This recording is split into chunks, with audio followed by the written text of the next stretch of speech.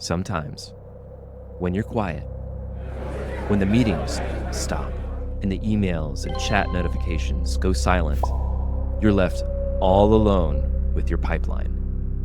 You hear whispers. A deal you lost months ago suddenly reaches out. A stalled proposal clicks back open. Coincidence? Maybe. Or maybe you're being given a second chance. Let's talk about how to listen for those whispers and turn them into wins. You're listening to Breaking BizDev with John Tyerman and Mark Wainwright. Conversations that break down, beat up, and redefine business development for the professional services firms of tomorrow. And now for your hosts, John and Mark. Oh, Mark, welcome to another episode of Breaking BizDev. How you doing today? I'm great. That's super fun. This is John. We've got this kind of on the calendar. I think we're Halloween-ish. Spooky season. Yeah, right. We're the fall. We're in the Halloween season. But don't think that this is kind of this is just for consumption. During Halloween, folks. Right. This episode about what I think you and I have called sort of the pipeline graveyard is something. It's evergreen, folks. Sorry, it's not just October when this whole thing rears its ugly head. It's all year long, and we're going to talk about what we mean by the pipeline graveyard, and I think it's going to be a fun episode. Abandon hope, all ye who forecast here. We're gonna have fun with this, Mark. I can tell. Yeah. We're gonna talk about, the mortem end of the post-mortem kind of thing. Yeah, we're gonna talk about after the fact because we don't talk about that a ton. We're on the marketing and selling end of things, John. We're fully, engaged. We're all gas right up until the client says no, and then go throw it in the pile, forget about it. But we're actually going to talk about what happens next. What happens when deals die and what you can do, maybe sometimes what happens after that or what you can do. I'm always about the proactive sort of stuff. So we're going to talk about that sort of, deal's dead. What do we do now? Yeah. So, I suppose that there's a lot of reasons why these deals die, right? Professional services, long sales cycles, long buying cycles, there's multiple stakeholders, there's a lot of moving parts with these sales. So, it's natural that a lot of these deals fizzle out or die, or are they really dead? I don't know. That's what we're going to find out, right? So, Mark, what are some of the causes, like common causes that you've seen of deals going dark? Well, there's, I'm going to make sure we parse this out properly. And it's funny, we're going to throw some numbers out here that are going to freak people out. So there are new business opportunities that come your way. Maybe it's sort of a formal competitive situation where they've asked a bunch of different firms to bid or propose or, come and interview or whatever else it is. And the client is motivated. They go through a very, scheduled prescriptive buying process. It's won or lost. I think the won or lost thing presents still an opportunity down the road, but we'll talk a little bit about that. But so there's situations that you find yourself in where you will pursue something and you'll lose, and the client moves ahead with maybe someone else or whatever else. But here's a scary number, folks. And actually, when we go wandering through our graveyard, you might come across some of these. But you're leaning into this. I love it. Yeah. I saw a stat from Matt Dixon. Matt Dixon was one of the co-authors of the Challenger Sale and the Challenger Customer, and he's got some new books out now. I'm spacing on the names, but he's great, and he's a researcher, and he's a numbers guy. And anybody listening out there, if you've read or listened to any of those books, he's on podcasts all the time. He's a smart guy. I enjoy Matt Dixon. But the number I wanted to put out there is that he's a 40 to 60%. And I think when he talks about it, it's on the higher end. 40 to 60% of your pipeline is lost to no decision. Yeah. Which means that ultimately when you wandered through this whole sort of time and labor and energy intensive, buying and selling process, the client just said, we're just not going to do anything. And that's a huge kind of weight or, concern of anybody out there. is that, ultimately we're going to go through this whole thing and then the client's just not going to proceed. Yeah. Right. And that's, I know CRM systems always have this little like reason for loss, kind of thing. And there's always that little checkbox that says just the client just they didn't move forward. Right. It's wild. It's funny, when we were talking about this episode, it prompted me to go to my CRM and to go to, I call it closed, not won. And Yeah. then there's also like different like reasons why, right? Reasons why they weren't won. And there's only like a small percentage that were lost and the opportunity went with another service provider. The vast majority are either unqualified, ghost, or timing was off. Those are like the three big other categories that I have, at least that I'm tracking. Right. But yeah, that makes total sense. So that tees off, what I think is a super important part of this episode, which is if something that in your pipeline graveyard, all those ones that are on your sort of closed lost list, if those actually just didn't proceed, what's happening? Do they need to rethink something? Was it a timing thing? Was it did they just give up on it altogether? Did somebody that was the champion inside the firm leave? Like what happened to those things? So that's kind of one of the things I want to kind of wander through in the graveyard is like, what do we do now? Yeah. What do we do with that information? Are these deals 6 feet under or are they just in procurement? Yeah. So how do we diagnose that, Mark? How do we classify whether or not a deal is truly dead or is it just dormant? Yeah, well, it's interesting. I talk to a lot of people who are just fine having new business opportunities just sit in sort of this ambiguous sort of middle earth sort of a situation where they're not really dead, they're not really alive. They're just kind of there. So the point by saying that is that we want to get to somewhere where we have some finality. We want to make sure that it's either moving or not moving. It's either dead or not. And some of the things that we can use to determine that, and sometimes we have to kind of read the tea leaves a little bit on this, meaning that we have to take this information that's coming to us, like the communication with the client is spotty. Maybe we're getting ghosted. Maybe it's not consistent, whatever else. It's like, is that a leading indicator that the deal is maybe going to die? Yeah. Right. Are you talking to the right people at the client organization? Did you start talking to them initially, or were you talking to some sort of enthusiastic champion that had some idea that wanted you to come in and do some work? But the decision ultimately has to get, run, up the flagpole or, 2 steps above this person, their boss's boss, to actually say yes.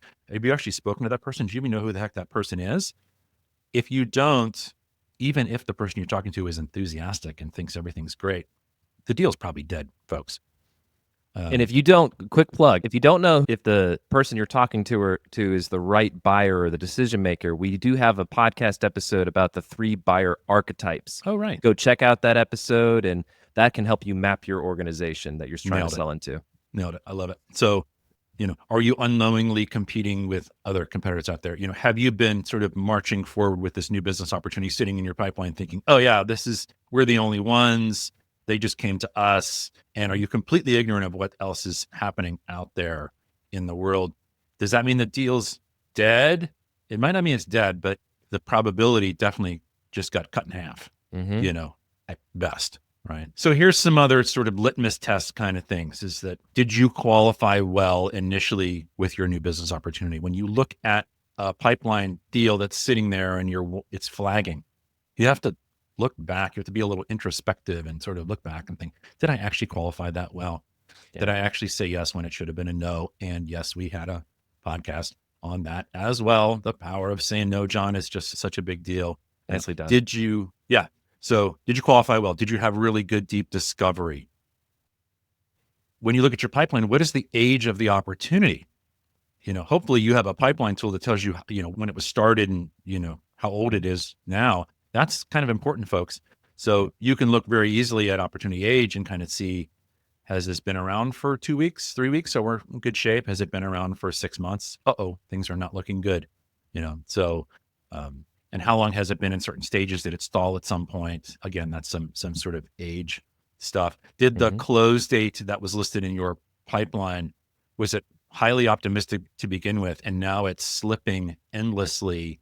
It's April 1st, March 31st, June 15th, August, like, where is it going? So does that continue to slip? And is the deal overall value, scope, dollars, everything else, is it just endlessly eroding? It started out as something big and juicy, and now it's this little nugget of what it used to be. Wow, it was $100,000 project. It was going to be great, whatever else. And now we're down to like, $12,500. And oh, by the way, you've spent all of that money so far just selling it. Yeah, just selling it. So there you go. So these are all some really scary leading indicators that, it might actually be in the graveyard and you have no idea that it's there already. It's dead, right? This is it's as you're walking through this, Mark, I'm thinking like you don't need a robust CRM system to report on any of these metrics. This is something that you could do in a Google sheet or an Excel sheet or a Monday, board. Yep. Yeah. So yeah, it's true. It's true. So so these are some of the things, folks, that tell you that don't be surprised when you're walking through the pipeline graveyard and you glance over and you see an opportunity that was, resting in a newly dug grave. You glance over and you're like, oh, that's a shame. That's really sad. That one died. And you're like, wait a minute, that's in my pipeline. You're like, no, it's not. It's dead. So now that we know how to check for signs of death, time of death, what are some of the things that we can look for to see if there's still clawing at the inside of their coffin, right? Oh, yeah. How do we know when there is a deal that is enclosed, not won, but there might be signs of life? Yeah. So I've talked about this one little tool. And again, folks, there's another podcast episode on this. I think we talked about the magic email, right? Oh, yeah. I think we did. We talked about that in one of our episodes. So the magic email for me is a very tactical, very helpful tool that you can use at the right time, using it very strategically when your new business opportunity is kind of flagging, right? It's when the pulse is thready, right? So it's maybe you fire off the magic email, and the magic email is the one that says, "Hey, it sounds like you've gone in a different direction, or your priorities have changed. I'm here if you need me. Thanks, Mark." Like it's quick, it's sharp, it cuts things off. And if they immediately get back to you and, that day or the next day or whatever else, say, wait, we're invoking that loss aversion cognitive bias. They say, wait, it's not quite dead yet. Then maybe you've still got a chance. So that's helpful. And hopefully from that, you can reestablish a more active communication cadence. That's like, look, if this thing is just slogging its way through procurement or, whatever, then let's just agree that we need to talk every week or every 2 weeks or whatever else it is. Because this is a really important time. It's like, the patient is in the ICU. It's right there. They're standing ready with the paddles to resuscitate at any moment. This is an important time. Let's stay engaged and, try to keep this thing alive. So, yeah. So that's one. I think communication is really the main thing, right? It's just an acknowledgement from both parties, from the buyer and the seller, that it's important that we stay engaged. What about like new information that surfaces? Like, I suppose that could be another, like maybe a trigger moment that says, oh, maybe this deal isn't dead. Maybe there's an opportunity in your pipeline. And then maybe you see a post on LinkedIn about like a major shift happening within the organization that wasn't on your radar, but now you know about it through maybe it's a secondary source. I guess that could be another sign that that deal isn't dead. Yeah, any number of things, right? I mean, you read some sort of social media LinkedIn post that is like, it looks like you wrote it, because it's like, oh, they're actually going to take this proposal that they have in front of them and incorporate it as, a major strategic initiative in the coming year. You're like, cool, sounds like I'm in. There's others when I work with some firms out there who work for public agencies. A lot of times these big contracts will need to go up to vote, and then they kind of sit around forever waiting to, because they all sit in line waiting to get themselves on this agenda for the, the city council or the county council to vote on it or something like that. And I know this is kind of hyper specific, but when you see something gets on the agenda for the council meeting, you're like, oh, good. Now we've got a date, right? And sometimes that can take 2 weeks and sometimes it can take 6 months, So that's that's a fun one. I kind of like that one when my clients say, oh, it's on the agenda. Oh, great. Good. Awesome. Right on. So those are fun. So we've got dead deals. We've got deals that are still clawing from the inside of their coffin. Maybe they're not dead yet. They're ready to be brought back to life. What are some ways to like reflect upon maybe why deals were lost in the first place, right? Because there's always something that can be learned. Yeah. Yeah. There's some folks will call these sort of a post-mortem or a debrief. There's a lot of times an opportunity to go back to and a lot of times this is with like a public agency. Sometimes private clients will do this. You just call them, be like, hey, you didn't pick us for this. We're kind of bummed out here. Like, can you give us some insights on your sort of process? And hopefully, if stars align, they give you something useful. A lot of times they'll just give you a big nothing in their response, just trying to, be nice. But there is a formal process that was created like other big formal processes out there by the Department of Defense, and it's called an after action review. And an after action review has 5 simple parts. Simple, not easy, like a lot of these things. 5 simple parts. The first part is, what did we want to have happen? What was our goal? And you can kind of picture Department of Defense. It's like they're doing these big sort of initiatives, these big exercises, whatever else. What did we want to have happen? Number 1. Number 2, what actually happened? Report out what actually happened. Number 3, what did we do well? What went well in this whole exercise, this effort? Number 4, obviously there's that other one. What didn't go so well? Where did we stub our toe? And the 5th one is, what are we going to do differently next time so that stuff in number 4 doesn't happen and more of the stuff that's in the number 3 happen, right? So 5-part framework, super easy. You can Google it. There's tons of resources out there for an after action review. If people are trying to find a way to bring some form and shape to sort of what do we do afterwards? Yep. This is a good one to use. And I'll tell you, as an aside, you can do it whether you won or whether you lost. You can do it either way. Oh, that's a good point. Yeah. So there you go. There's a little tidbit there, kind of after the fact. So But I think that if your graveyard's getting too big, check out that after action review. yeah, they're really helpful because folks, the only thing productive that we can do with these time and energy and resource intensive pursuits that a lot of firms undertake and then ultimately don't win. The only thing that we can do to make any of that worth it is to be, really sort of, to go in for the autopsy, and to figure out what was happening, what happened right, what happened wrong, whatever else, what are we going to do differently, whatever else. We'd have to learn from it. Otherwise, yes, in fact, it was a waste of time. We have to do stuff differently. So while the after action review is a great tool to use for those, for all deals, whether you won or you lost, it's especially effective for the ones that you did lose and are dead.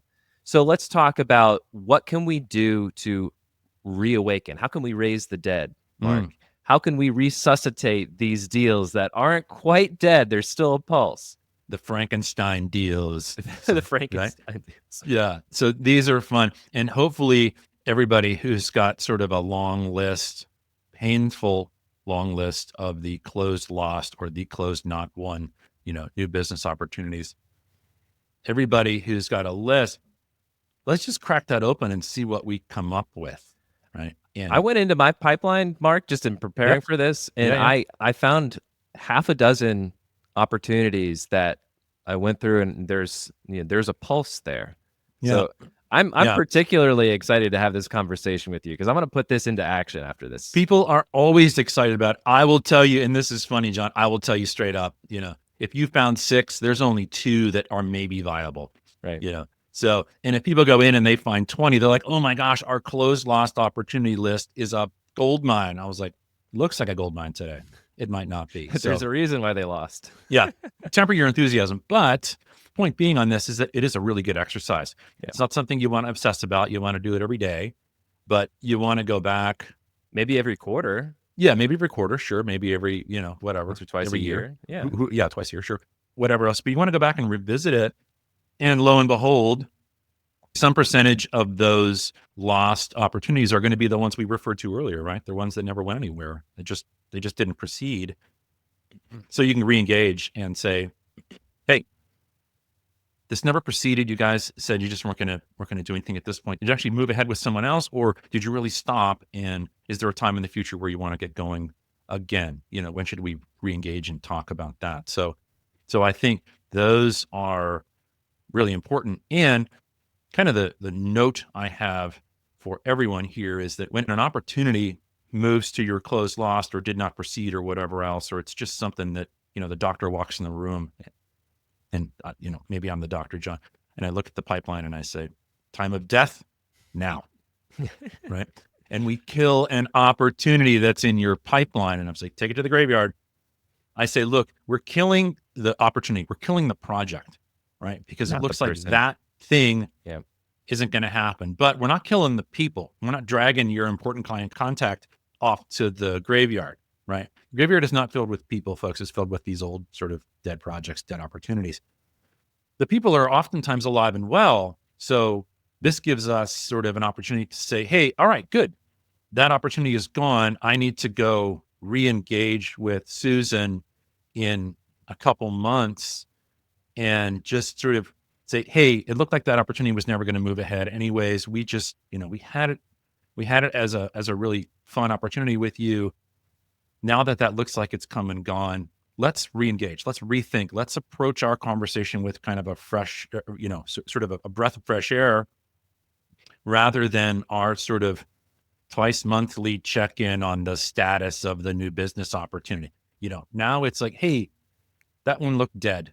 What's important to you now? What are you working on now? What new stuff do we have to talk about? You're listening to Breaking BizDev, The podcast that beats up, breaks down, and redefines business development for the professional services firms of tomorrow. Your hosts are John Tyerman, founder of Red Cedar Marketing, the podcast marketing company for experts and professional services firms, and Mark Wainwright, principal consultant and founder of Wainwright Insight, the fractional sales manager and sales consultant to professional services firms. If you find this podcast helpful, please help us by following the show and leaving a review on Apple Podcasts. And now, back to the show.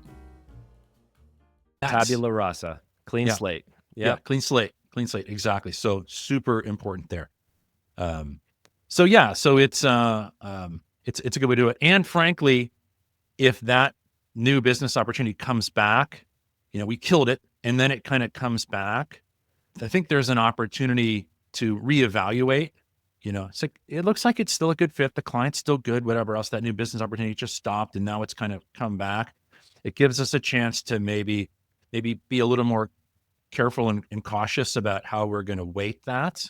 Okay, we thought it was a high probability before. Now it's a low probability, and it also gives us the chance to go back to the client and say, hey, look, the first time we tried to do this, our communication was lousy, right? If we're going to try to do this again, we need to change, right? So whether you set up some different approach to interaction in this whole sort of, pre-contract thing, or, you just establish sort of the guardrails. It's like, look, we have to talk every 2 weeks at a minimum about what's happening here. You have to be forthcoming with me about what's happening internally in your organization, because last time it seemed like there was some internal politics that, derailed this whole thing. And now that person is gone, you mentioned that person just left, a month ago. Now that person is gone and the deal's back, you and I really need to do this better. So I think there's a great opportunity there. So yeah, that's a couple of them. Did you have some other points you wanted to make in that sort of reawakening thing? I don't actually. No, I'm very much in more of like a learning mode right now, and just trying to absorb, because I am going to apply a lot of these lessons to those half a dozen opportunities that I reach out to. One of your mantras is always, empathy and empathetic listening and learning and all that other stuff. So I know you are well equipped with that. Yeah, and I think that this is, another exercise in that empathy and coming to the table with a clean slate. I think that's a really good point, because, you're going into it saying, what's new for you? What has changed since we last talked? Yeah. And it's not, hey, I'm checking in on this deal that we talked about. It's a reframe of focusing on the point of contact, the people. Yeah. And so I think that's another good segue into this next section that we have here called digging in the graveyard. Yeah. We touched on it a little bit earlier when we talked about like seeing that LinkedIn post and, that could be like a trigger moment within the client's organization. Yeah. Let's talk about some other potential like trigger moments that could change a deal from either, dead to reawakened or dormant to, more active.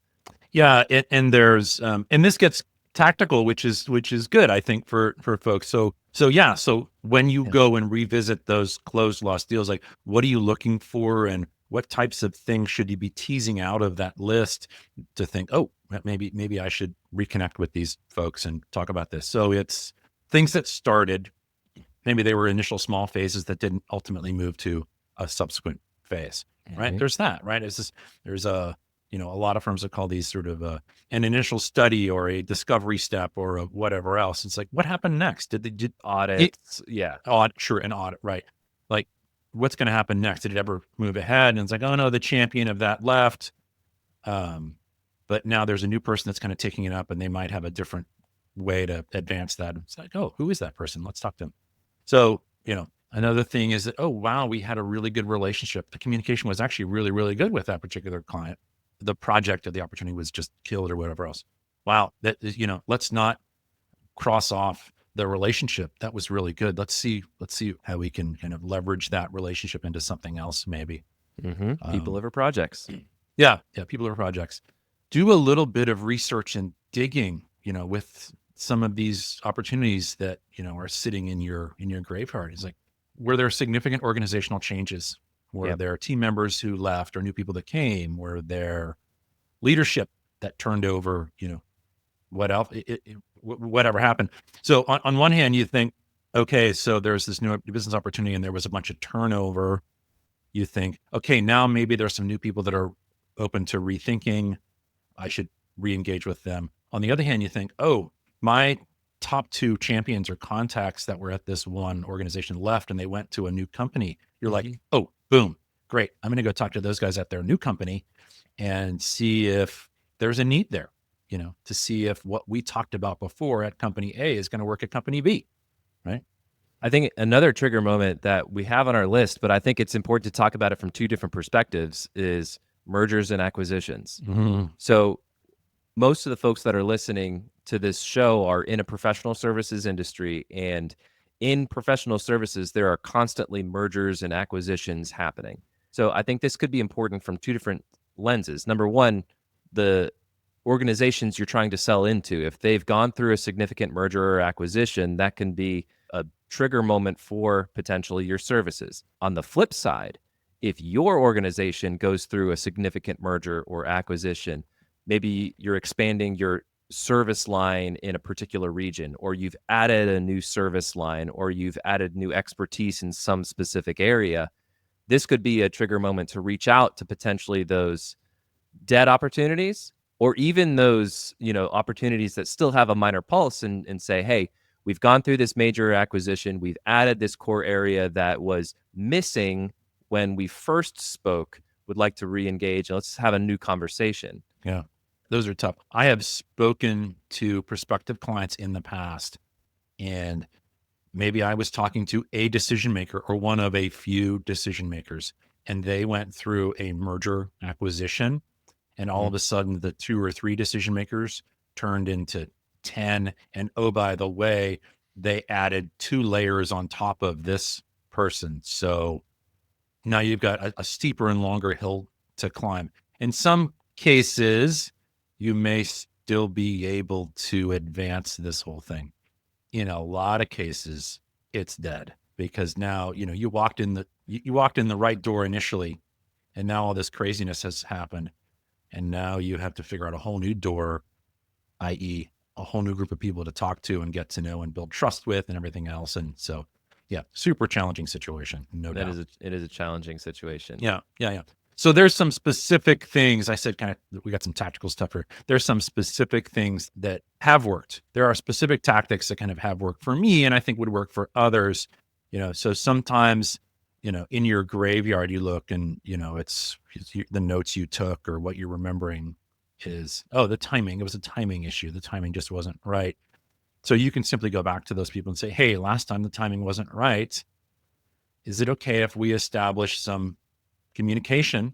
Hey, is it okay if we reconnect in 6 months or whatever that cadence is that you want to create?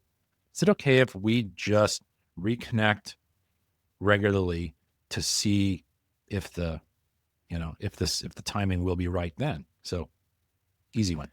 I like that. And it's funny. I recently did that from a buyer, like a buying perspective. I'm talking with someone who is a consultant, and it was just not the right time for me right now to work with this person. He's helping me set up some agentic AI workflows and things like that. But it's not the right time. And so I kind of made that proactive move and said, hey, would it be okay if we met in Q4 and then set up kind of like a regular touch base to talk? So Yeah. that's interesting that you say that. Yeah. Another one, and I hope people are just like jamming on this because I love these. I love to go back to your graveyard and be like, oh, yeah, I can ask that question. This one is, hey, you chose another consultant. You chose another firm over us. And it's been 9 months since that whole thing happened and the project was completed. How'd it go? Right? We're not doing this to kind of call out the other consultant firm and say, what you want to say is, how did it go? Did you guys achieve what you wanted to achieve? How was the process? Right? If communication was really important to you during the entire process of starting the project and completing it, how was the communication? Was it what you wanted? Did you guys get the ultimately results that you wanted? And then you can ask questions like, hey, if a similar need arises in the future, or would you just hire them again? Or would you think you'd entertain working with other people, maybe even us? Interesting. That's kind of like an external facing after action review. Yeah. Right? You're going to your client and you're kind of simulating a similar experience with them. Totally. And and just to touch on that point, the whole idea behind the after action review is just to get all the information kind of out there, not to play the blame game, not to, throw anybody under the bus or whatever else. It's just to get all the information out there and understand, how we're going to now act on this information. So you can do the same thing kind of with your clients. You can be like, hey, what went well? What didn't go well? And, if you could change it in the future, what would you change? And, should this need arise again, would you entertain working with others, including ourselves? So you can do that. I mean, sometimes they'll say, you know what, those guys, they were amazing. They did everything we wanted and more. And frankly, when that whole thing comes up again next year, we're probably going to hire them again. You're like, great. I am so glad that you are getting well taken care of. I know some people over there at that other firm. They're great people. Just keep doing what you're doing. Oh, by the way, if you have these other needs that are a little bit different, we'd like to talk to you about that. So, great opportunities to do that. Is there another play that you had? A lot of times when deals die, there's obviously a lot of reasons, right? There's external factors, internal factors, all that sort of stuff, competition, who knows? Or maybe there's the whole no decision thing. They get to a certain point where we couldn't move ahead. We just had to press pause and we couldn't move ahead with the whole thing. Another engagement tactic is, hey, you pushed pause 12 months ago on this thing. What has changed in your organization over the last 12 months that would lead to you restarting that? Or what would lead to you rethinking it, changing it, and then restarting it? Or have things changed so much in your organization that is no longer a pressing need? Oh, by the way, what are the pressing needs that you have right now? Let me understand that and see if we're a fit for any of them. So it's kind of like a temperature check on priorities and then just kind of like a download of what's changed in the organization. That's another bias. I know it's built into our brains at some point, is that when we see our childhood friend after 20 years, we get back together and we just assume they're the exact same person. You're like, oh, right. 20 years has changed. They're different. Right. So the same thing happens in clients and client organizations, is like they are constantly evolving and changing. And to think that the exact same thing that you talked about a year or two ago is going to, fit their needs or be exactly what they need at this moment is naive. That's a fantastic point. Yeah. So they always change. So Mark, you've got a few different buckets that folks can use to segment and score and assess their graveyard of of dead deals. Let's talk about how folks listening to this right now can kind of triage that into those different segments. Yeah, and like I said, you want to be super realistic about this. You're not gonna be able to take 100% of your sort of closed loss stuff and sort of run at it again. Some of it's just not a good fit to begin with. So I think there's some of that stuff, and maybe we just put those in the bucket that is right, the graveyard analogy. Just leave them buried. They found their way to the graveyard. Let's just let them rot. Right, There you they're go. there. Just They're going back to the earth. They're composting. back in there. So there's others on the flip side of that. It is like, oh, wow. You just look at it and you're like, oh, wow, a next phase was going to be happening right now. I haven't heard anything about it. I got to pick up the phone. Boom. Pick up the phone and call that person, because hopefully you've established a decent relationship with them, good rapport. There's some good trust there. You're able to pick up the phone and have them actually answer and say, hey, it's been a while. So great to talk. You completed this first part of the work. If I'm recalling correctly, you were hoping to pick that whole thing back up again. Now let's talk. Right. Mm-hmm. And then there's another bucket that kind of falls in the middle that says, maybe maybe this isn't a pick up the phone situation, but maybe there's something that I call remarketing. Maybe there's an opportunity just to reacquaint them or re-expose them to you, your organization, the work you do, your expertise, all that sort of stuff in a more subtle sort of marketing way. Maybe it's through social media, whether, you're kind of re-engaging them that way. Maybe it's some sort of an email drip campaign. Maybe it's just whatever else it is. Maybe there's a less direct way to just re-engage them, and to, like, marketing is all about building familiarity, right? And, building their sort of awareness and trust in you. So maybe there's a need to re-familiarize them with you so that they think, oh, right, John's out there, right? I should talk to John. Sure. Or you could create a piece of content, whether that's a podcast episode or whether it's a blog post that centers on the primary challenge of that one single opportunity, and then publish that through whatever medium, and then reach out to them and say, hey, you were dealing with this challenge a year ago or however long ago. We wrote this post, we recorded this podcast episode, would love for you to listen to it, and hopefully it's helpful. Oh, I love that. That's like hyper targeted. I think that's great. That just sings to me. I love that one. That's a great example. All right, let's put a nice little, I don't want to call it a bow. We need to keep the graveyard analogy going. Let's put a tombstone on this. Stick a tombstone on this whole thing. What's our tombstone going to say for this episode, John? All right, so closing thoughts from the crypt here. Dead does not mean gone forever. I think that's kind of like the big takeaway from this, is going back to your pipeline, looking at all of those closed, not won deals.